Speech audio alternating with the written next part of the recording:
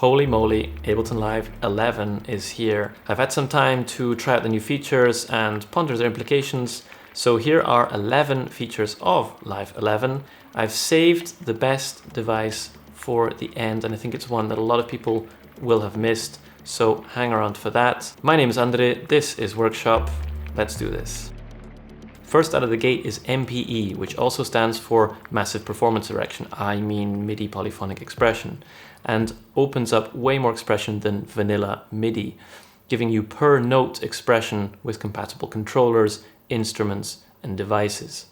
What does this mean? Pitch bend, slide, and polyphonic pressure modulation per note, basically giving each and every note the ability to modulate a variety of parameters.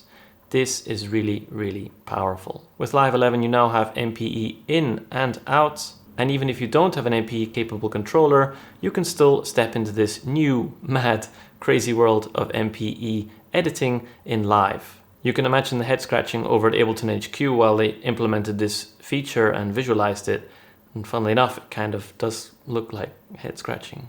Speaking of controllers, push 2 and push 1, while not MPE controllers, are getting MPE pressure, or more simply polyphonic aftertouch. Check my video Pressure, which is linked below, to see that in action. Ableton has upgraded Wavetable, Simpler, Sampler, and Arpeggiator to be MPE capable.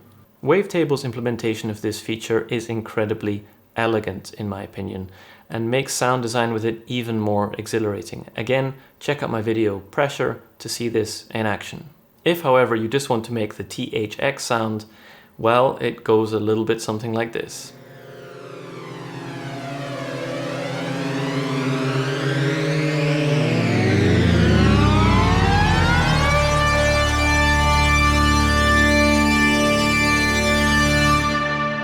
Oh, yes.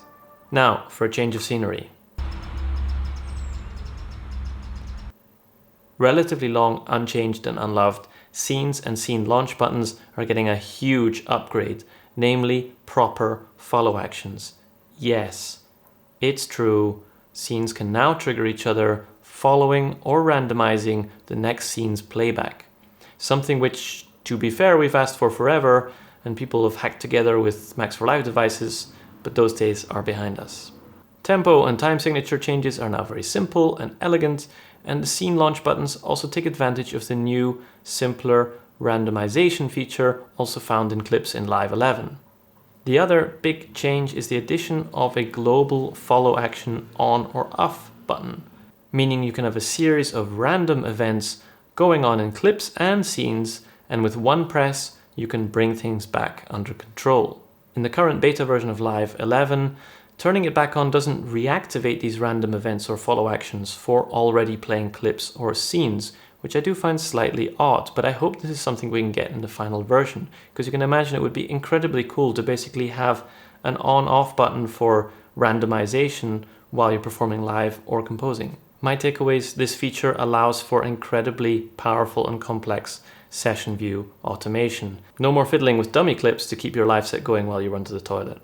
Furthermore, arranging whole songs in the session view just became way more powerful and way easier, and that's something I'll talk about in some future videos, so do subscribe if you'd like to catch those. Next up, comping and linked tracks. This, I think, might be the #1 feature for many people out there. Let's call them the arrangers.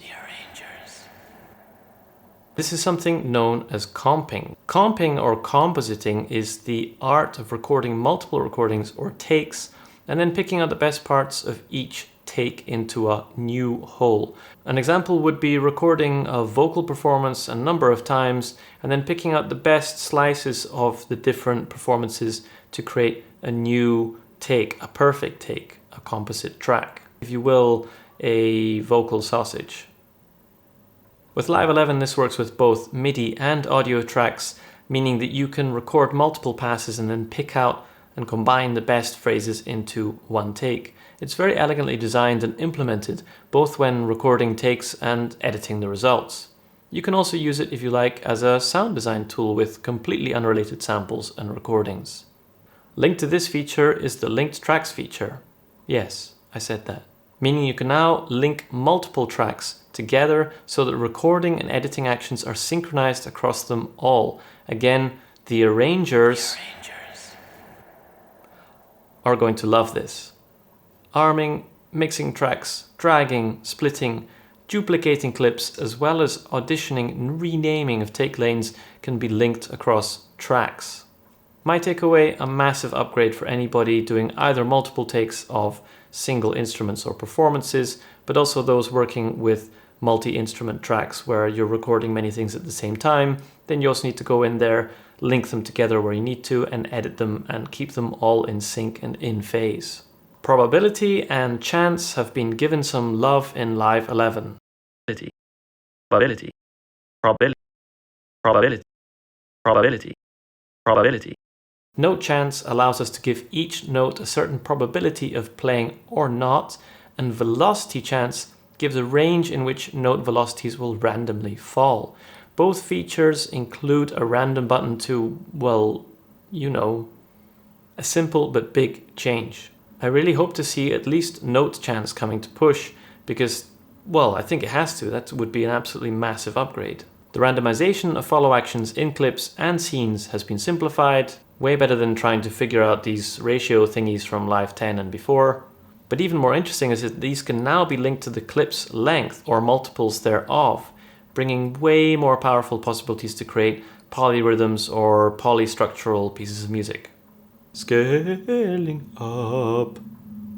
Anyway, scales can now be shown within clips and on the clip piano roll. Furthermore, clips can be folded to show only the notes in a given scale, a huge help for many of us out there. Significantly, these synchronize with push bidirectionally, meaning push follows the scale of selected clips and vice versa. Maybe one day we can also dream of a very advanced, very musical chord function in a future version of Live so that we don't have to watch any more chord pack adverts on YouTube anymore. Ableton Live 12? Anyone? Editing clips has also been improved. Multiple clips can be edited at once, allowing for easy transposition of whole songs, or for finding notes that have fallen out with certain scales. A focus mode locks your edits to one clip at a time. One word, macros. Well, 2 words, 16 macros. This is actually revolutionary. Not so much as a feature, I would argue, but more as an approach. It's something kind of philosophical, which I'd like to talk about in another video, but long story short, we can now have up to 16 macros per instrument rack or device. What's perhaps even more exciting is the ability to save and recall snapshots of macro positions, as well as randomizing these. Holy moly! A new reverb unit. Some of you know I'm a bit of a reverb fan, and so this new device combining a convolution approach, i.e. mimicking real places, and an algorithmic one, i.e. mimicking algorithmic ones, is really promising because it allows a far more organic sounding result than Ableton's stock reverb, as well as the creation of absolutely weird and wonderful spaces by running the 2 engines either in parallel or in series. I think it's a huge deal. When Ableton Link came about, we suddenly had a way to link computers and devices in such a way that they could organically change tempo, and there was no leader or follower in the group anymore. With tempo follow in Live 11, we can now also pipe in audio from, for example, that of a drummer or even a YouTube video or whatever you like, and Live will detect and follow the tempo even as it changes over time. My take, Ableton Live has just stepped even closer to being a dynamic part of any band, as well as a companion to DJ sets where MIDI sync isn't an option or something that you'd want to try and do. Again, very simple as an idea, but I think it's really, really powerful. Now, CPU metering. It's a relatively dry topic, but bear with me. What Live 11 brings is the ability to see in detail what each individual track is doing in terms of CPU use. This is such a time saver for those of us setting up live for either performances or live situations in general, but also for anybody arranging songs and just trying to work out which track it is that this incredibly VST heavy device or instrument is sitting. Live 11 shows you the average and current load, and you can choose this up in the top right. Next up, templates. Now I know that sounds super dry. Don't reach just yet for that mouse key button or screen to close this video, I think it actually is quite interesting. Live 11 basically brings a new area to the library, templates, where you can load pre-made templates for certain tasks as well as save your own. It's the latter that's exciting for me, because if I've learned anything, it's building templates and refining them over the years is one of the best ways to boost your productivity and basically have something which you can use instead of opening up a blank live session every single time. The next feature is indeed the 11th of the 11, but after that we still have that mysterious device I talked about earlier. You don't want to miss it. So at number 11 we have 808-909. That's a terrible joke. I didn't make it. Didn't happen. Now, while not revolutionary in any sense, Ableton has quietly updated the stock 808 and 909 kits, including new multi-sampled sounds and new racks to host them.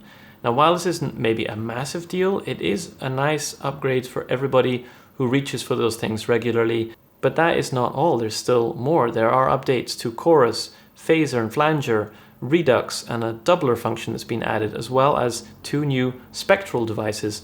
But for me, most excitingly of all, a new device by Robert Henke. Hallelujah!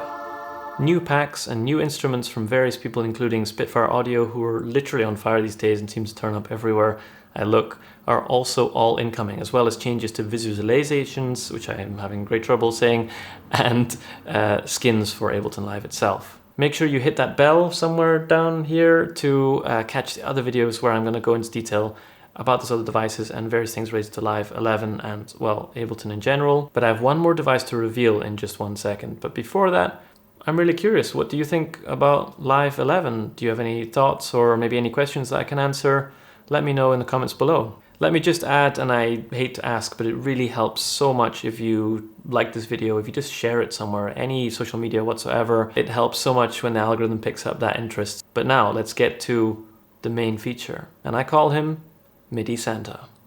B, D, J, G, V, Z, Z, Z. B, D, J, G, V, Z, Z, Z. B, D, J, G, V, Z, Z, Z. B, D, J, G, V, Z, Z.